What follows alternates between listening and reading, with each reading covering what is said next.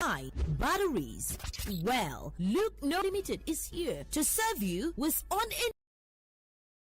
uninterrupted power generation, which makes them different from others. Greater Light Power Limited offers American trained engineers for your installations. Contact Greater Light Power Limited at number 2 Ojo-Badon Avenue, Old Bodija, Ibadan. For more information, call 0805-852-1994, 0817-759-5000. Website www.greaterlightpowerlimited.com.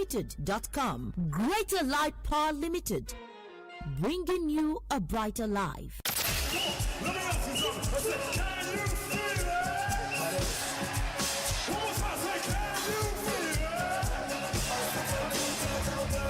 Your Friday nights just got a massive reload. Catch a vibe and run with it on Club 32 with DJ Mascot, spinning you into musical heavens.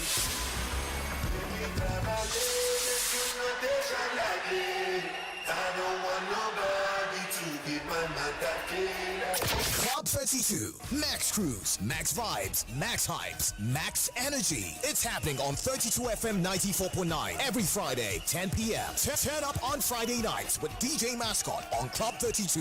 It's about to go down. It's about to be lit.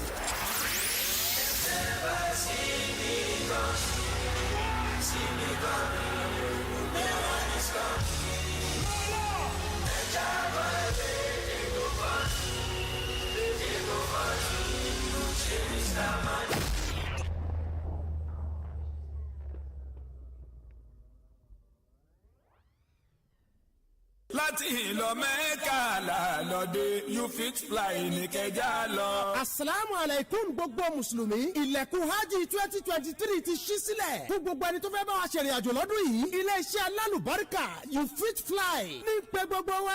hajj ìtọ́dún ní yàtọ̀ kọjá àtàtẹ̀yìnwá ṣe ti wá mọ̀ pé àtètè sùn ní àtètè jí ọ̀pọ̀ ti ń fọ́ kọ́lẹ̀ níléeṣẹ́ you fit fly ẹ̀yin náà tètè bá bọ̀ wá fọ́ kọ́lẹ̀ fún hajj 2023 tí ó wáyé láàrin ọjọ́ kẹẹ̀ẹ́dógún oṣù kẹfà sọ́jọ́ keje oṣù keje ọdún 2023 pẹ̀lú ọ̀pọ̀ ètò tó mú ìgbádùn rẹpẹtẹ dání ilégbé ìrọ̀rùn tí ò jìnnà sí haram àti mọ́sálásí ànábì Mádínà síyára ọ̀fẹ́ lójoojúmọ́ oúnjẹ àjẹdọ́wẹ́kẹ̀ lẹ́ẹ̀mẹ́ta lójúmọ́ tó fi mú ọ̀pọ̀lọpọ̀ ètò tí ó mú ká ẹ ṣe àṣepé hajj tọdún ní ajẹ́pẹ́ ẹ má fà kókò ṣòfò mọ́ ẹ wá darapọ̀ mọ́ àwọn hujjaj lọ́fíìsì you fit fly tó wà ní success house 7up road olúyọlé main estate ring road Ìbàdàn tàbí kẹ́ pè 0703-711-7801 hajj 2023 pẹ̀lú you fit fly inshallah àjọ lọ ni.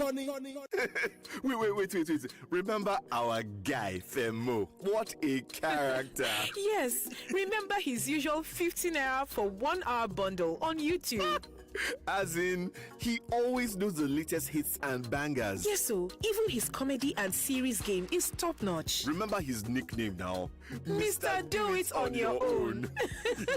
And also his come and see how to be this and that.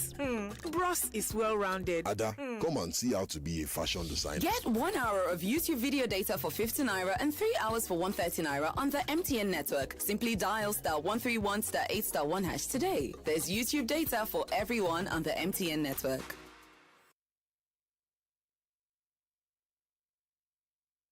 You're listening to 32 FM 94.9.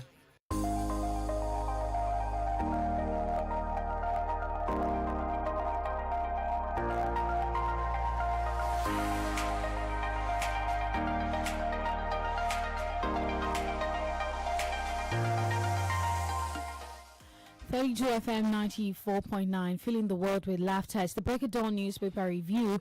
I am ADENIKE, ADEMUWAGUN. I'm Kenny Durutilu, and we have with us in the house Professor Uluojeruku this morning. Good morning, Prof. Of course, top of the day to you.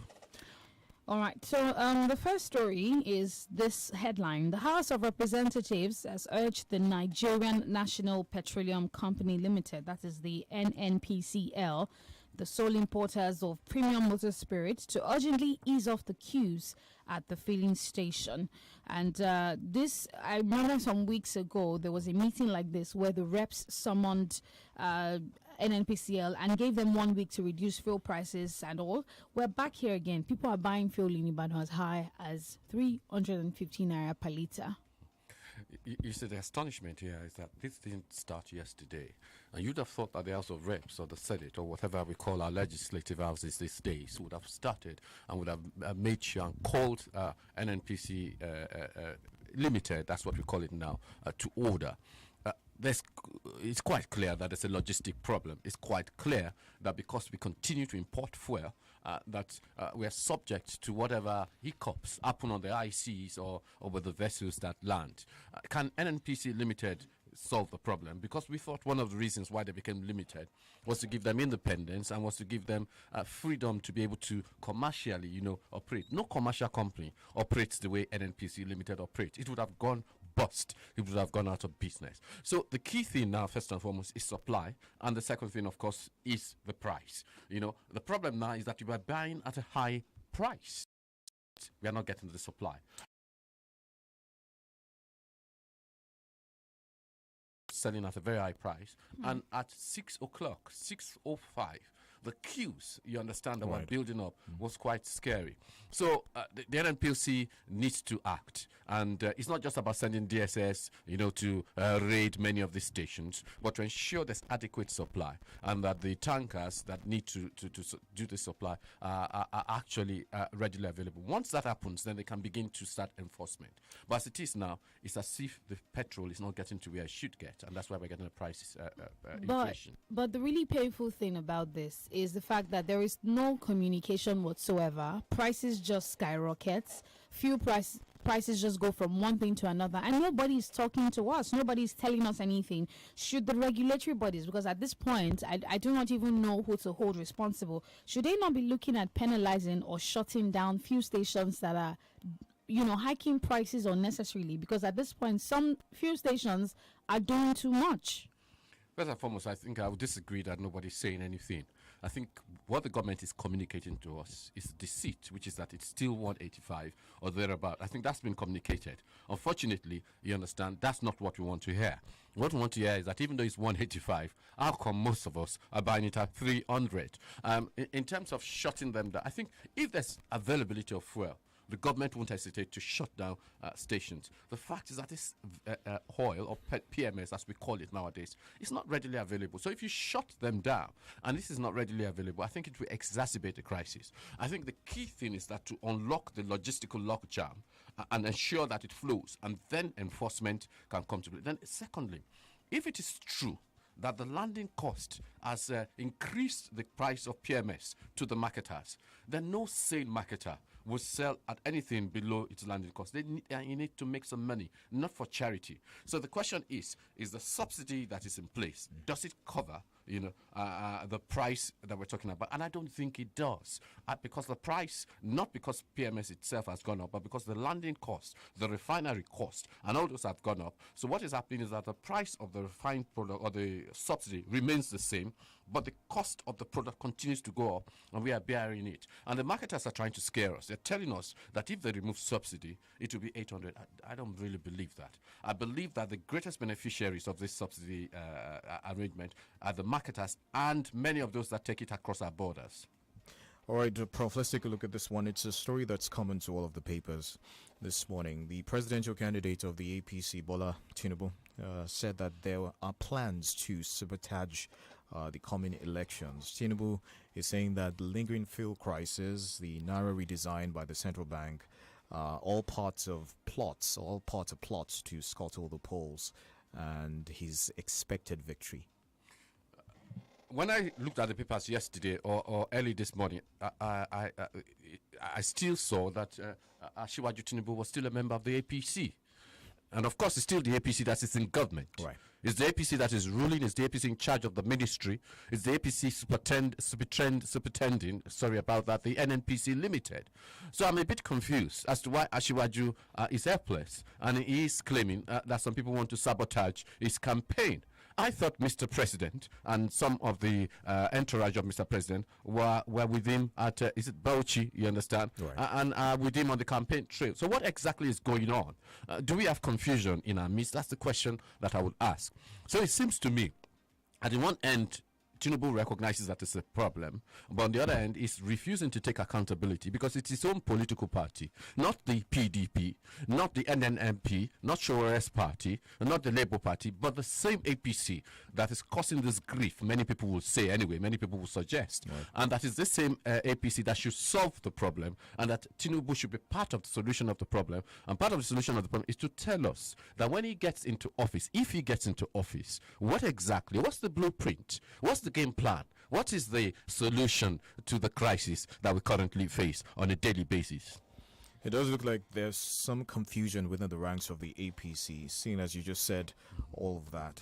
Now, your party is in power, and you're campaigning for an election.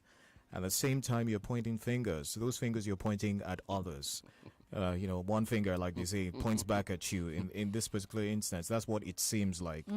Saying the lingering fuel crisis, and your party is in power. Those who live in glass houses should not throw stones. Well, certainly shouldn't haul those stones. But let me tell you what. Is it going to matter? Because no matter what the APC does, it seems, and appears, some people will suggest, they're going to get, they're going to get substantial support anyway. And I think once we have that kind of situation where people will justify it, will come on air and say, well, bula, bula, bula, I'm sorry to say, forgive me for that, then it's not going to change. So I think what needs to happen is that there should be accountability, and people should be asking the questions of the candidates, not just Tinubu himself, but of all the candidates. What are you going to do? Because the most pressing question of Nigerians today, there are two most pressing questions. One is the PMS crisis. The other is this lack of availability of currency at the present time. And they should be asking them questions. And if you don't ask questions, that means at the end of the day, we are satisfied with our lot. I feel you're dissatisfied with the way most of these presidential candidates have gone about their campaigns. It seems like most of them are just scratching the surface in the way they address the issues in their campaigning. Is that the situation? Yeah, let me be very clear. And that includes whether it's Showore or Obi or Atiku or all of them. And I'm being very fair. So many of them are very good at criticizing the current status quo. But I've not seen any of them prefer or offer a profound, way forward, a solution. It's not enough to say that we're in trouble. Of course I know that we're in trouble. Every commentator knows we're in trouble. Most Nigerians know we're in trouble. But the solutions, for instance, they were talking about health, and I looked at the manifesto of health of most of the candidates. I looked at Obi's. Obi said it will increase it by 50%, 15% of our budget. I looked at Tinubu. Tinubu talked about compulsory medical insurance. And I looked at PDP. And PDP, I don't know, they said some words to that effect too. But none of them provided a solution. What is the roadmap? How are we going to turn the budget deficit around so that we have a surplus and we're able to meet most of our objectives? None of them are doing that, including I dare say, Obi. All right, let's take a look at this headline from The Punch, and it says, I think it's okay. So the headline says, Emefiele shuns reps, bank ration new notes. Now, apparently, Emefiele was supposed to appear at a ad hoc committee. It was supposed to appear in front of the House of the Representatives just yesterday, and he didn't show up again. I think that he's developed I don't want to use the word notorious. I don't want to use the word notorious. He doesn't show up to any of these things. Is anybody even above the law? No, the Constitution is quite clear that the House of Representatives and the Senate have oversight functions. If you look at the relevant portions of the Constitution, Section 4, Section 5, Section 6 talks about separation of powers and allocates the different responsibilities to the executive, judiciary, and of course the legislature. And of course, the legislature has something in their armory. They have the power to remove Emefiele if he continues to do what he does. By 2/3 majority, it can be removed, it can be impeached. And if he refuses on a regular basis to engage with the representatives of the people, then of course it's in contempt. It's in contempt of us because we put them there. That's the representatives of the people, and they appointed him. Therefore, he's accountable. Did they really put them there? Well, we voted and they found their way there one way or the other. But there was an electoral process. We're hoping that we'll get a more transparent electoral process. But the point that needs to be made is that Emefiele cannot defy the so-called representatives of the people. And if he continues to do that, then they have the power, even to call for his removal and to impeach him. They do have that power. All right, more stories. Yeah, we'll take something else. We'll take something else from, I believe it's the Daily Post. Now, this one reads, whistleblower Michael Ashimogu has said he exposed the corruption allegation against presidential candidate of the PDP, Atiku Abubakar, to prevent Nigerians from making a great mistake by voting him. The headline reads, voting for Atiku will be mistake, says whistleblower. Yes, the whistleblower has come up with some facts and figures. That was not the first time it's happened to a presidential candidate. It happened to Tinubu also. But I feel that the whistleblowing is not the main thing facing Nigerians today. The whistleblowing is just a tip of the iceberg. What is facing Nigerians today is the inflation. What is facing Nigerians today is the PMS shortage. Is the fact that people are worried and are panicking about what money they will spend. Those are the issues facing Nigeria today. What would I eat tomorrow? I think they just see all that as a game show, fun and games, you understand? What Nigerians want beyond the so-called expose and, as it were, as you called it, whistleblowing, is the solution to our problems. The government within the next 5 months, what are they going to do about it? And if there's nothing they're going to do about it, what are the candidates going to do about it? So I'm not sure that whistleblowing is going to have as much impact as people imagine, because the same whistleblowing has been done on Tinubu also. Right. So it equalizes it, some might say. It equalizes the situation. When are we going to have a country where you have certain allegations of corruption hanging over your head, whistleblowers come out to speak about you and make allegations, and that would be the end of your political ambition? What is it going to take for us to have a climb like that, like we see across the pond? Well, I think it will take leadership. I think it will take a president that is in command and in charge, and a president that lays by example. When charges are made against people, when allegations are made against people, they are fired. And they're fired without any compunction. Because when it happens at that top, then of course people begin to know, the press begin to know that when there's a whiff of scandal around someone, that's the end. Because whoever the party is, or whoever the presidential candidate, or whoever the president of the country is, they will fire. But the impunity that we have is that when allegations are made against people, even in government, because people look, nothing happens to them. Right. So you say, if nothing happens to us in government, why should the person campaigning for office, why should he be penalized? So I think it starts first from the government. The government taking action against people that have been accused and challenged. We have the governor, I'm not going to mention the governor's name, but we have the governor, who's still a sitting governor, who was videoed, you understand, with dollars and so on and so forth in his pocket and so on and so forth. Where is he today? He's still the governor of that state, and he's a prominent member of a political party and of their campaign organization. And that's the sort of thing people say, and say when you now raise expose about a candidate, that isn't it hypocrisy of the highest order? All right, let's take this headline. Senate honors slain Niger priest. The Senate on Wednesday observed a 1-minute silence in honor of the slain Niger priest, Isaac Achi, who was burned to death in the Paikoro local government area in Niger State. Now, this was a story last week Monday, and a minute of silence, and then what? No arrest has been made. No information has been given to the public as to how the case is developing. So it's gone like that. Well, I love the way that you put it, the profundity of what you've just said. Yes, we are very good. We are masters of silences. But when it comes to action, we seem to be novices, from that point of view. So what next? I would have thought that beyond that, fishing out the people that are responsible would have been the next logical step. Then, of course, having done that, ensure that they're prosecuted duly, and ensure that security, whether it's restructuring the so-called security services or forces around that, so that our churches, our mosques, our places of worship are safe. This is not the first time it has happened. It happened in Ondo. It happened even though I was on the farm, it happened in Ganga, and it happens all over the country. It continues to happen. People are being beheaded, and all sorts of things are happening. And yet we don't have an answer for this government. Very few people are arrested, apprehended, and prosecuted. So I think we need to be able to apprehend, prosecute, and then people will know that it's not just about silence, but it's also about action. All right, we need to go on a commercial break. When we come back, we'll open the phone lines and take your reactions. Stay tuned.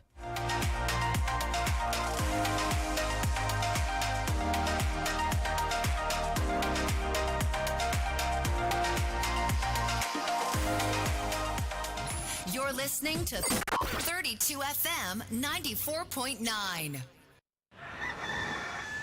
It's a beautiful morning, Niger.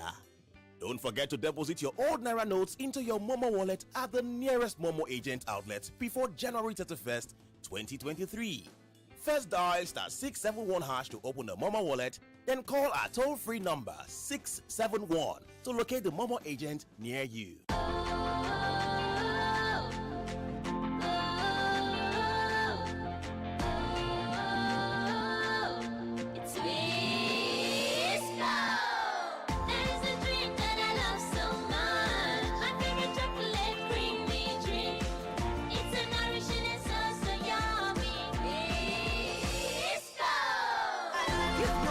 Twisco to support their big dreams. Twisco, power your dream. Agbára àti mú ìyípadà tí gbogbo wa ń fẹ́ lórílẹ̀‐èdè yìí ń bẹ lọ́wọ́ ìmí rẹ. Dìde lọ gba káàdì ìdìbò alálòpẹ́ rẹ. Ìkànnì Adẹ́rìnpòṣónú 32 FM 94.9 ló ṣonígbọ̀wọ́ kéde yìí.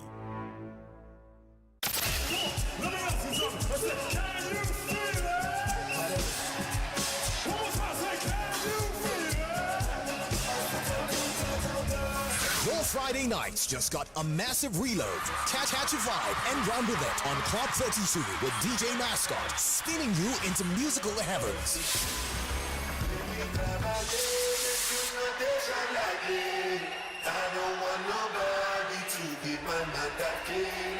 Club 32, Max Cruise, Max Vibes, Max Hypes, Max Energy. It's happening on 32 FM 94.9 every Friday, 10 p.m. Turn up on Friday nights with DJ Mascot on Club 32. It's about to go down. It's about to be lit.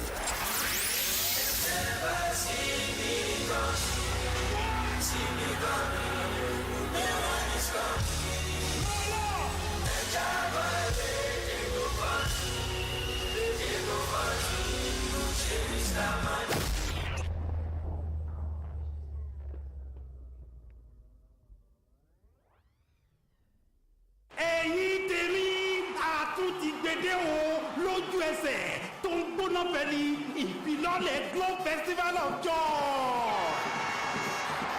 Ayẹyẹ tó yílẹ̀ ayé yẹn padà látọwọ́ Glow ni. Gbàgede tó kún fún àwọn ẹ̀bùn jankan-jankan fún jíjẹ. Ilé tuntun lọ́nà ogún. Ọkọ̀ tuntun mẹ́rìnlélógún. Ẹ̀rọ ọgọ́rùn-ún kan tó ń pèsè iná. Ẹ̀rọ ìrọṣọ ọgọ́rùn-ún méjì.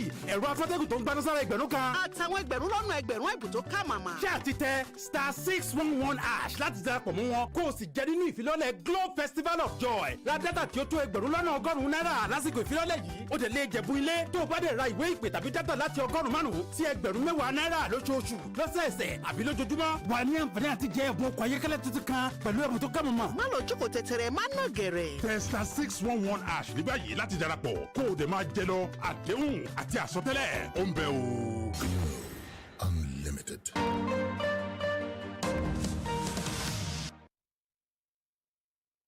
32 FM 94.9.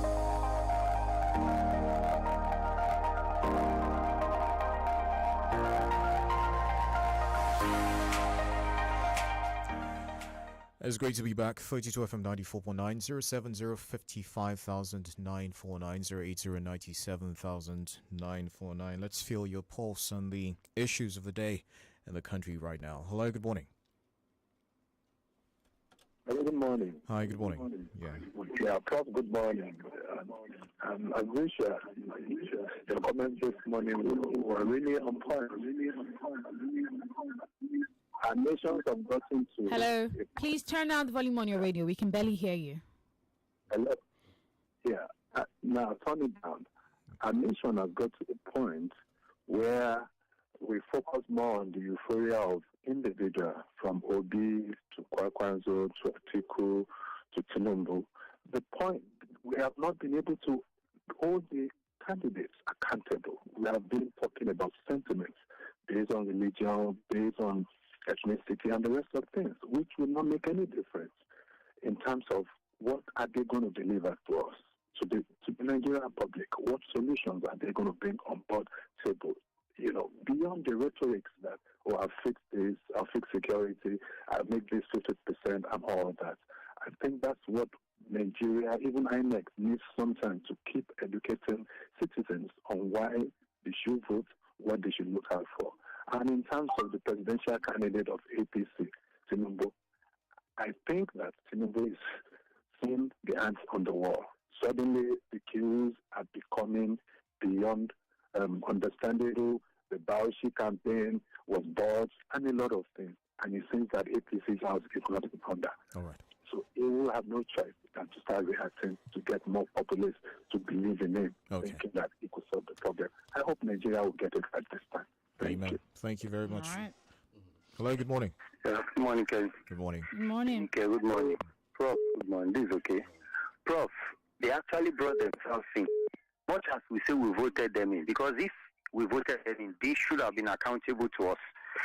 Literally, the way they even talk to us, as if without them they can move on. So I don't actually agree, sir, that we brought them in. They brought themselves in, and we say we voted them in. That's actually why the person we voted in, his appointee, Prof, literally told the people representing us to go to blazes, that he's not going to come.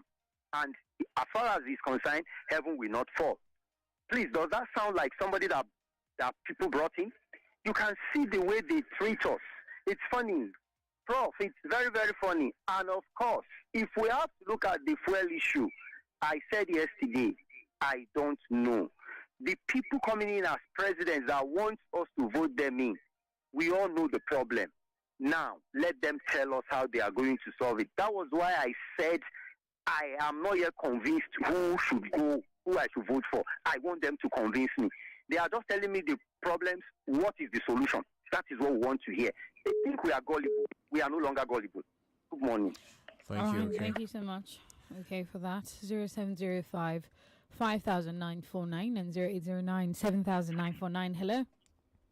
Good morning. My name is Benga Mario, calling from Apata. The increase in the PMS now is on the high side, and I doubt, as in I can really tell what most Nigerians are passing through. Now look at me now, journeying from here to Ogun State every day. When fuel was 160, costing 15,000 naira in a week. Now that it's being sold for 320, I know I'm going to spend like 30k because my salary is not being increased.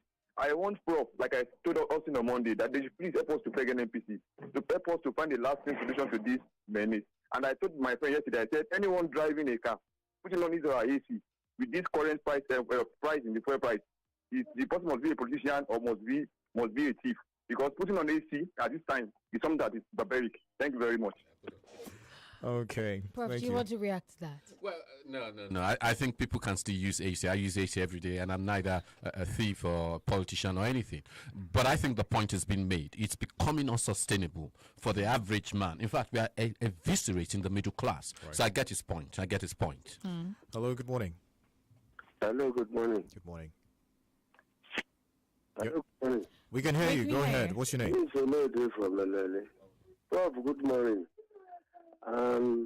I want to just talk about what Tinubu said concerning the first cancer and operative. Like on Monday, I asked a question. I asked your guest there a question about happenings that the happenings that are current now. Is it not them trying to eat up the policy of the country so that one thing or the other might happen? And today, the APC presidential candidate has related to what I was saying to his past himself.